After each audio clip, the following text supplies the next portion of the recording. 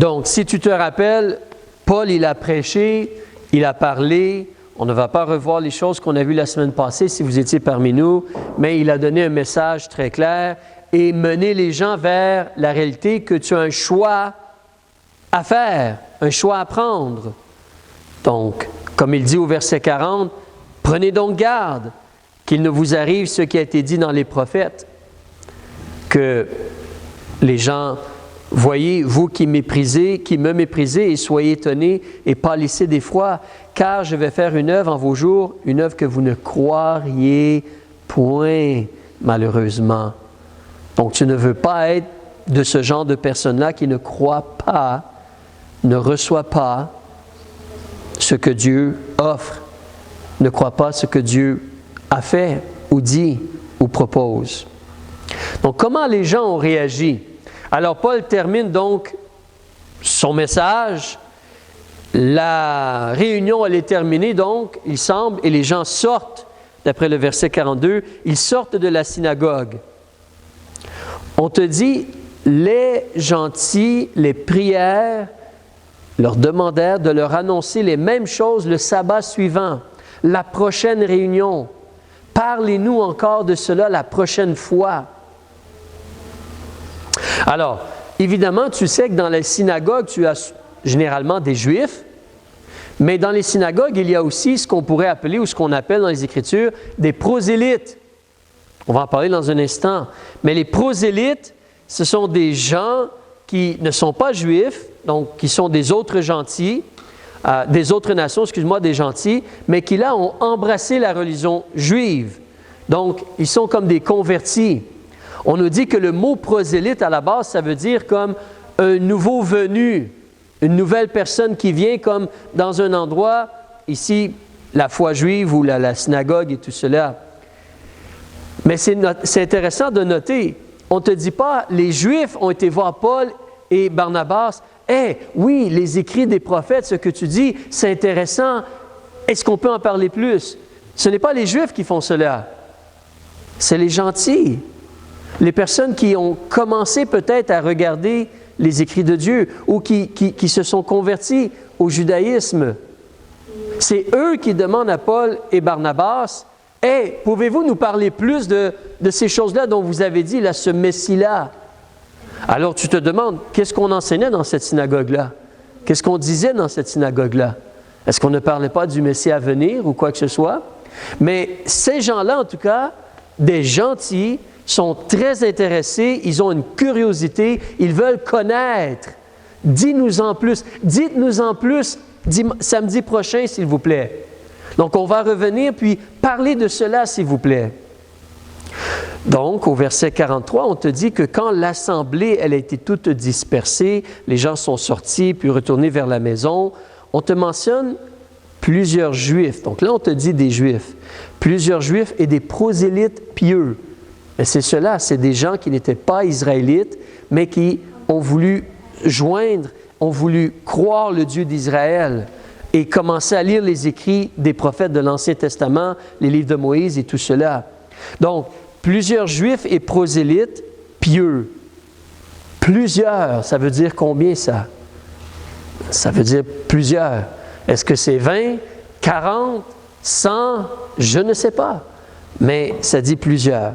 Ils ont suivi Paul et Barnabas, et Paul et Barnabas, s'entretenant avec eux, les ont exhortés à persévérer dans la grâce de Dieu. Alors, quand on essaie de parler un peu de Dieu, ou de parler de Jésus-Christ, ou de parler de l'Évangile avec des gens, ici, c'est dans une réunion comme de synagogue, là. C'est des gens qui, à la base, veulent connaître Dieu s'ils sont dans une synagogue. Ils ont un peu de religion dans le cœur, si on pourrait dire. Mais lorsqu'on parle de l'Évangile, lorsqu'on parle de Jésus-Christ aux gens, on va remarquer qu'il y a des gens qui vont être curieux ou intéressés. Comme ici, les gentils ont demandé « parlez-nous-en plus ».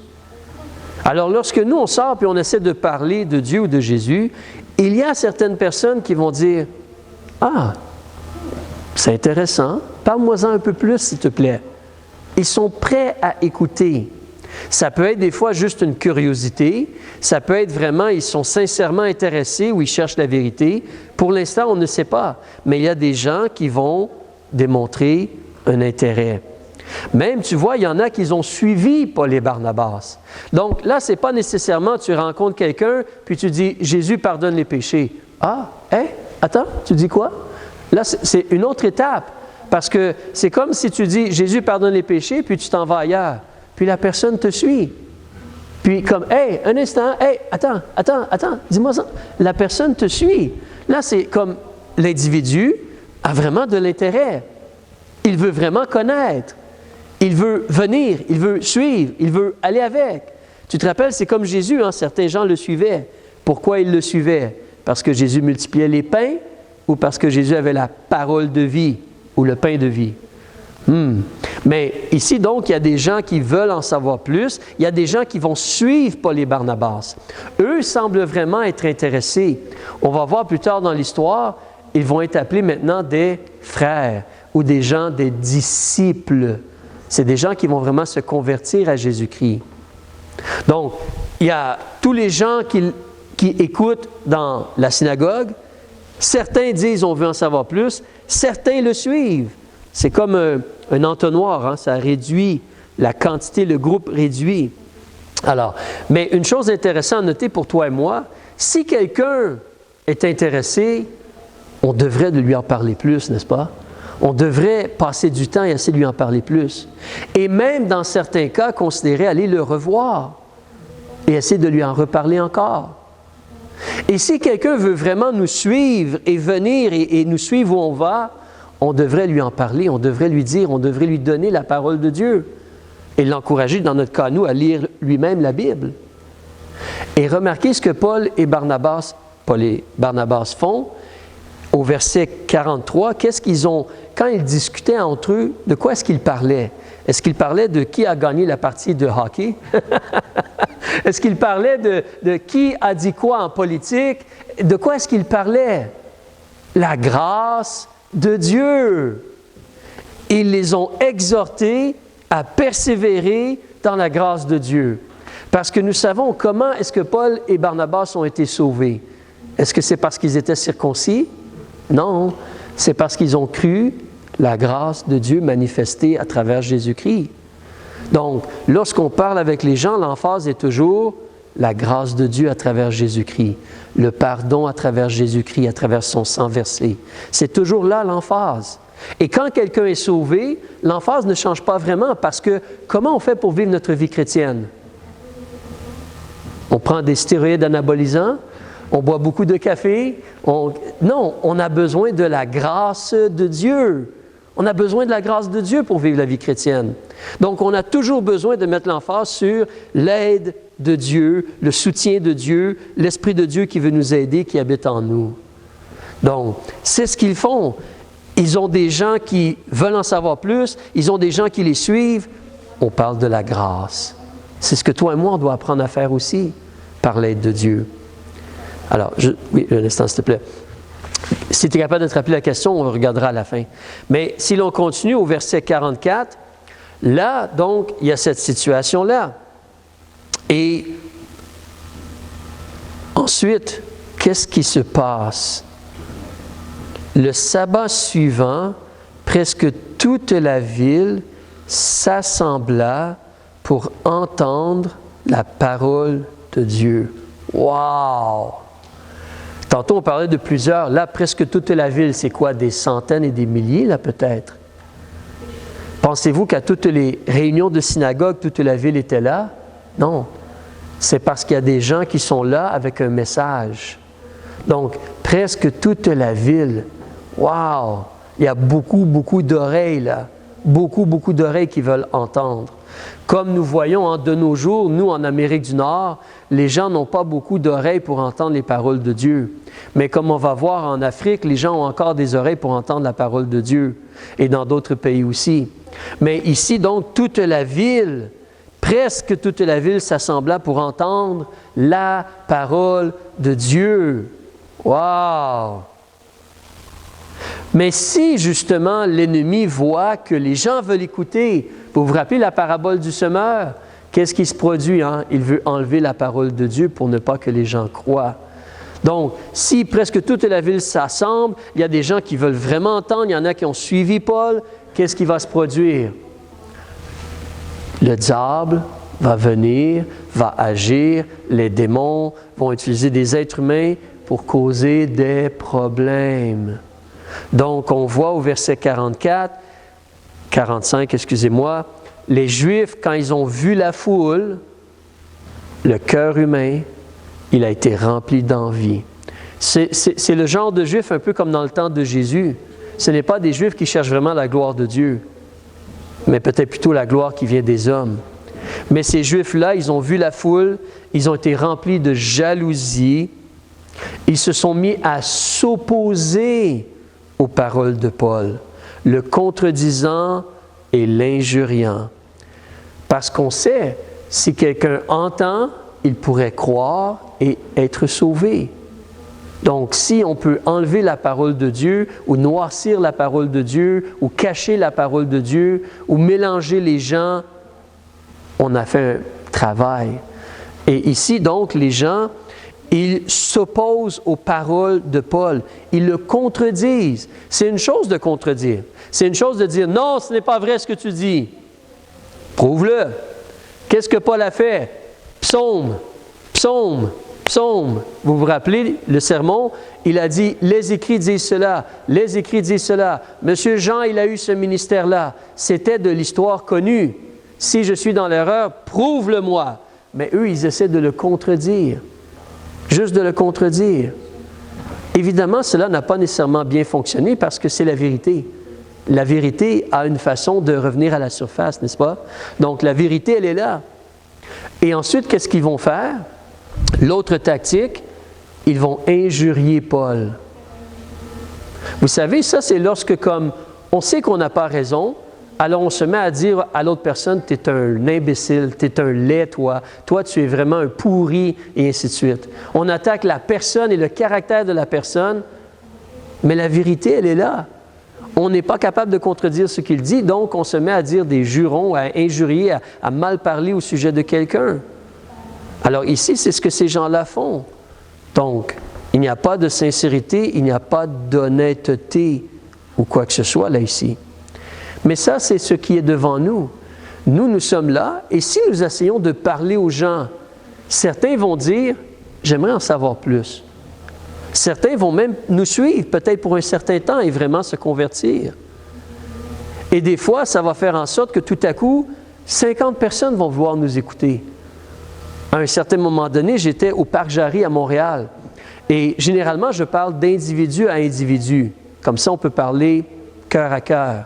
Donc, je rencontre quelqu'un, je me mets à lui parler, on est assis, on parle. Tout à coup, moi, je continue à parler, tout à coup, je remarque qu'il y a une personne à côté, mais je parle avec la personne, l'individu. La dame commence à poser des questions. Là, je parle à 2 personnes. Quelque temps après, il y avait un groupe de gens autour de moi qui écoutaient ce que je disais. C'était comme... Alors, on parle, et des fois, plus de gens vont venir, et on parle à plus de gens. Mais qui n'aime pas quand on fait cela? L'ennemi et le cœur humain qui ne veut pas la vérité, qui rejette la vérité. Et donc, la réalité, c'est que ensuite, malheureusement, il va y avoir de l'opposition et des gens qui vont essayer de vous contredire. C'est pourquoi, en réalité, qu'est-ce qu'on veut montrer? Les écrits de Dieu. Si je fais juste montrer ce qui est écrit dans la Bible, la personne a un problème avec Dieu, pas avec moi. C'est ce qui est écrit dans la parole de Dieu. Alors, mais les gens vont essayer de contredire ce qu'on dit. Et si cela ne fonctionne pas, soyez avertis. Ils vont vous attaquer personnellement et vous injurier. L'ennemi et ceux qui veulent travailler pour l'ennemi ou avec l'ennemi vont agir comme cela. C'est ce qui se passe. C'est ce qui s'est passé ici, c'est ce qui se passe encore de nos jours. Ce n'est pas différent. Alors, lorsque ceci se produit, lorsque quelqu'un se lève et commence à te contrarier, ce n'est pas vrai, Jésus n'est pas Dieu, ou non, Jésus n'est pas mort en réalité, on reste avec la vérité. Humblement, on continue à montrer les paroles de Dieu. Mais là, si les gens commencent à nous dire des bêtises ou à nous attaquer personnellement, qu'est-ce que l'on fait? Comment est-ce qu'on agit? Comment est-ce qu'on réagit? Parce qu'il va falloir faire quelque chose, réagir. Je veux dire, on pourrait juste dire, OK, d'accord, je m'en vais, bye. Puis juste se sauver. Qu'est-ce qu'on va faire? Mais ici, dans la parole de Dieu, on nous dit ce que les apôtres ou ce que Barnabas et Paul ont fait. On te dit au verset 46, « Alors Paul et Barnabas leur dirent hardiment. C'était à vous d'abord qu'il fallait annoncer la parole de Dieu. Mais puisque vous la rejetez et que vous vous jugez vous-même indigne de la vie éternelle, voici nous nous tournons vers les gentils. » En d'autres mots, ils ont secoué la poussière de leurs pieds pour aller vers d'autres personnes. Verset 47, « Car le Seigneur nous a ainsi commandé, je t'ai établi comme la lumière des gentils pour être leur salut jusqu'aux extrémités de la terre. » Mais remarquez, il y a comme 2 ou 3 aspects. Premièrement, ils ont parlé, et ils ont parlé hardiment. Ce n'est pas un mot qu'on utilise au Québec. Hein? On ne va pas se rencontrer et dire « Hey, es-tu hardi toi aujourd'hui? » On ne fait pas cela, hein? Mais c'est un mot qui existe en français. En anglais, c'est « boldness ». Hein? Donc, hardiment ou avec hardiesse. Le dictionnaire nous dit que c'est d'agir avec assurance, avec une certaine bravoure, avec une certaine fermeté, parce qu'on sait qu'on a la vérité et qu'on a raison. Remarquez que ça ne dit pas que Paul et Barnabas ont parlé durement ou méchamment. Ça ne dit pas qu'ils ont été effrontés et qu'ils ont répondu avec des bêtises à leur tour ou injurié les autres. Ça ne dit pas cela. Mais nous voyons cela de nos jours, n'est-ce pas? On le voit chez les politiciens, on le voit chez les gens. Si quelqu'un peut crier plus fort que toi, il risque de gagner l'argument. Si quelqu'un peut t'injurier avec une plus grande injure, il va peut-être gagner l'argument. Mais ça, ce n'est pas la réalité quand on regarde Dieu et le Seigneur Jésus et les apôtres et toi et moi. Nous représentons notre Père. Alors, en réalité, qu'est-ce qu'ils ont fait? Ils ont parlé fermement, clairement, mais de façon appropriée. Ils n'étaient pas effrontés ou rien. Ils ont juste dit, c'était à vous qu'il fallait annoncer cela. Mais vous ne voulez pas écouter, nous allons aller ailleurs, parler aux autres. Les gentils veulent écouter. Tu te rappelles, au début, on avait vu, après la synagogue, c'est les gentils qui ont demandé, parlez-nous-en plus, s'il vous plaît. Oui, il y a des Juifs qui ont suivi aussi, mais c'est les gentils, pas les Juifs qui ont demandé, parlez-nous-en plus. Alors oui, il y a un temps pour dire, j'ai essayé de parler, j'ai parlé, les gens n'écoutent pas, se moquent. C'est là, comme Jésus a dit, on ne jette pas en nos colliers devant les pourceaux. Hein? Il y a une situation où des fois, c'est mieux de laisser faire parce que les gens n'ont aucun respect pour Dieu et les paroles de Dieu, donc on va aller ailleurs à la place. On va tout simplement aller ailleurs. Vous pouvez voir Jésus dans certains cas, lorsque justement les pharisiens voulaient juste l'attaquer ou le critiquer ou lui faire dire des choses pour pouvoir avoir des accusations contre lui, Jésus, il s'en allait tout simplement. Il allait ailleurs. Vous allez le lire à certains endroits dans les évangiles. Mais ici, on a cela.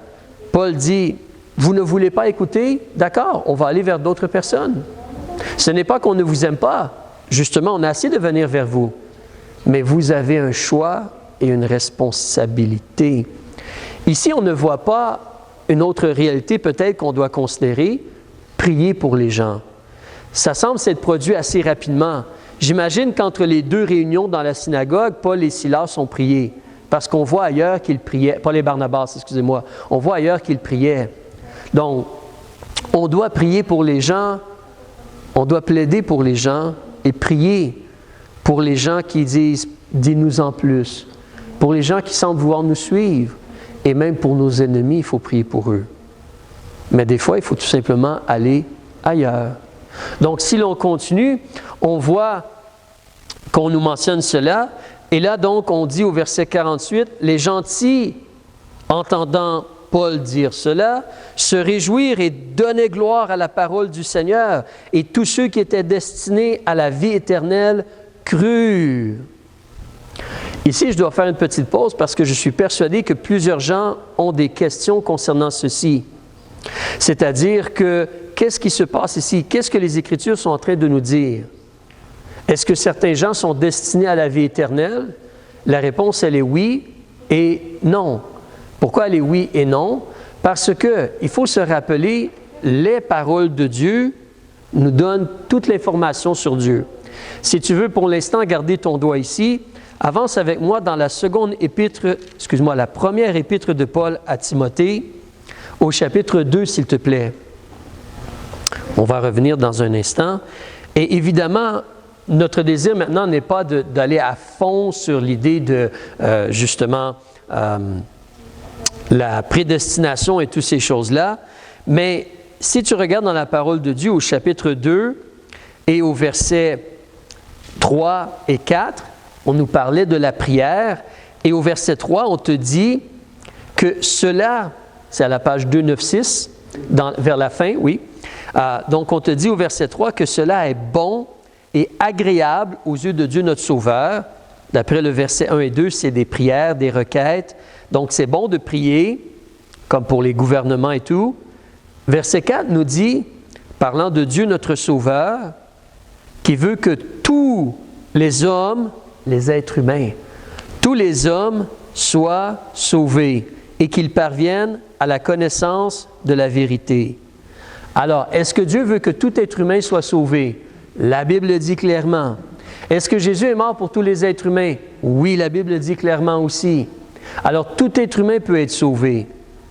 Donc, tout être humain peut obtenir en cadeau, s'il se repent et reçoit Jésus, il peut obtenir la vie éternelle. Alors, de quoi est-ce qu'on nous parle au chapitre 13? Retournons au chapitre 13. Je vais te faire remarquer deux petites choses. Premièrement, justement, est-ce que Dieu veut que les Juifs soient sauvés? Oui! Paul est allé leur parler. Et qui a choisi qu'ils ne voulaient pas croire les paroles de Dieu? C'est eux-mêmes. Paul est très clair. Vous la rejetez, Paul dit au verset 46, page 186. On devait annoncer la parole de Dieu à vous, mais puisque vous la rejetez. Alors tu vois que c'est leur choix personnel et individuel de rejeter la parole de Dieu.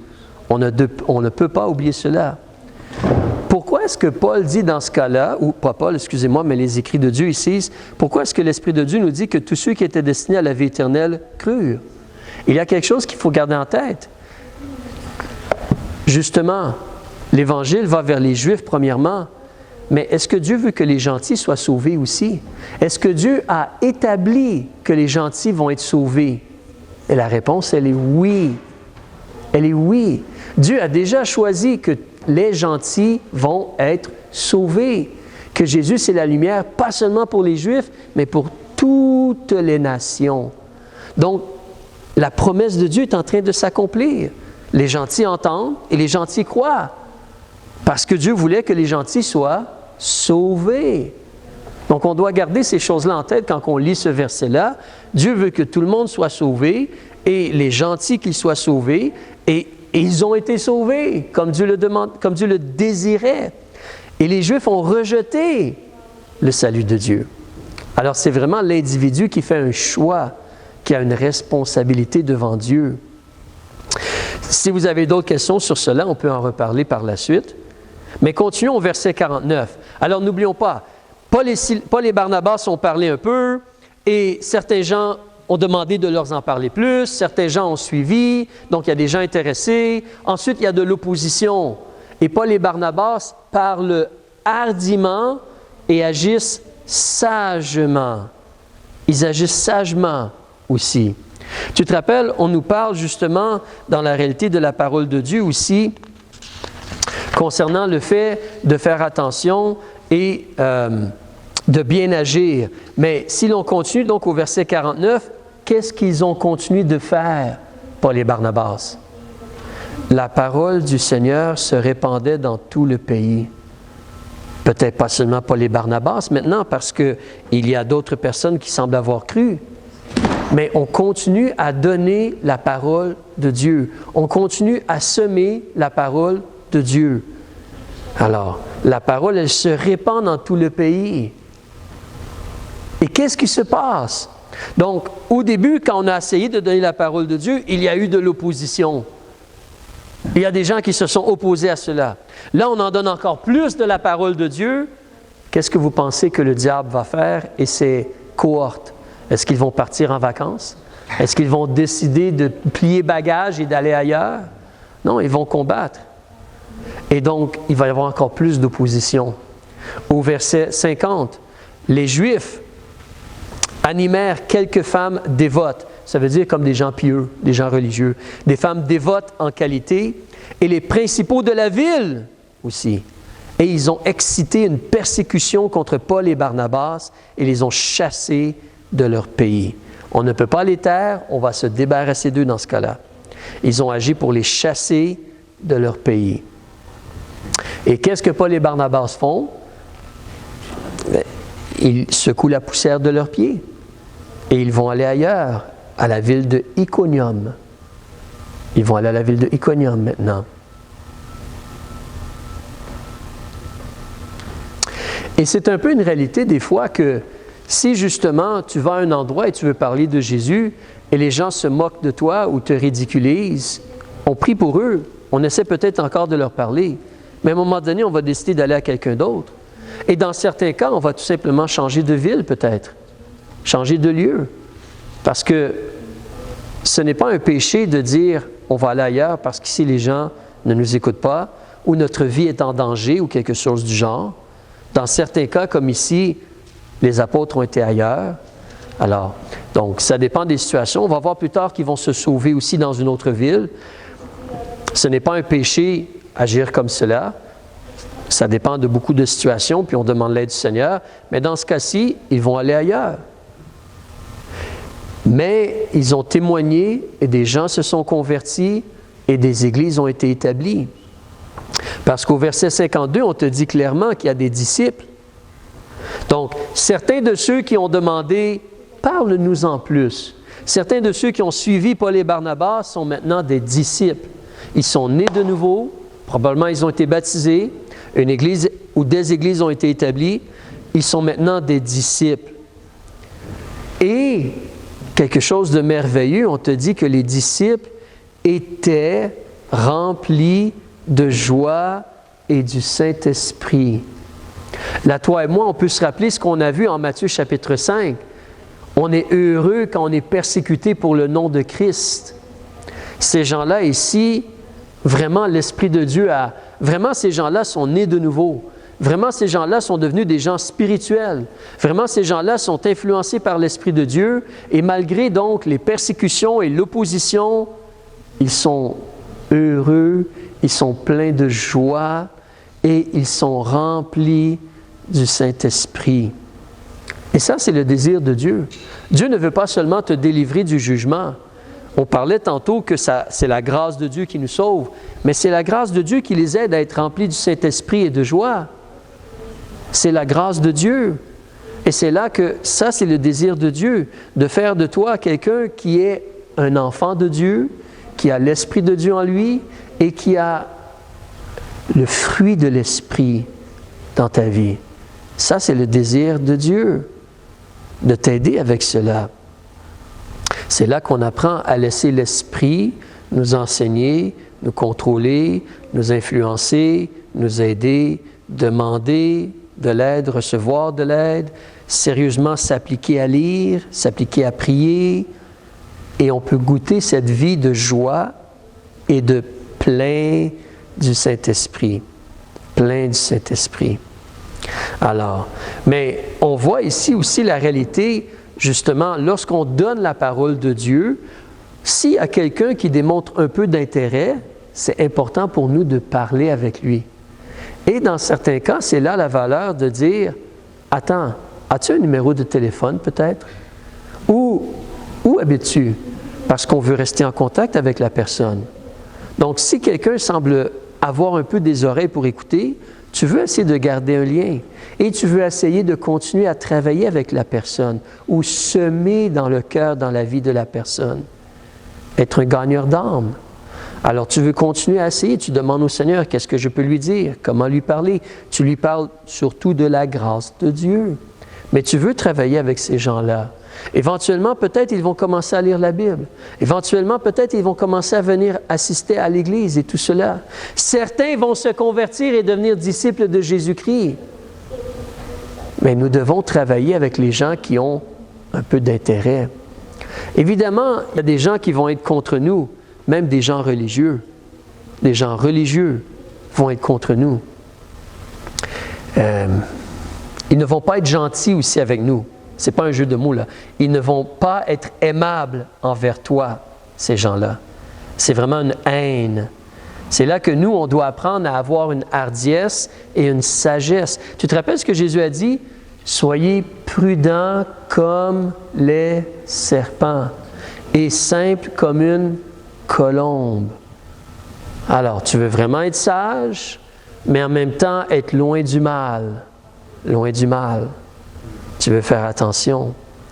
Mais là, on voit les résultats de ce qu'ils ont eu et le fait qu'ils doivent continuer. Alors, ils ont été chassés de la ville, de l'endroit, mais est-ce qu'il y a eu du fruit pour Dieu? Est-ce que cela en valait la peine? Combien de disciples? On ne nous dit pas. Peut-être il y a seulement 15 ou 20 disciples. Mais ils ont fait l'œuvre de Dieu, ils ont bien réagi, ils ont donné la parole de Dieu.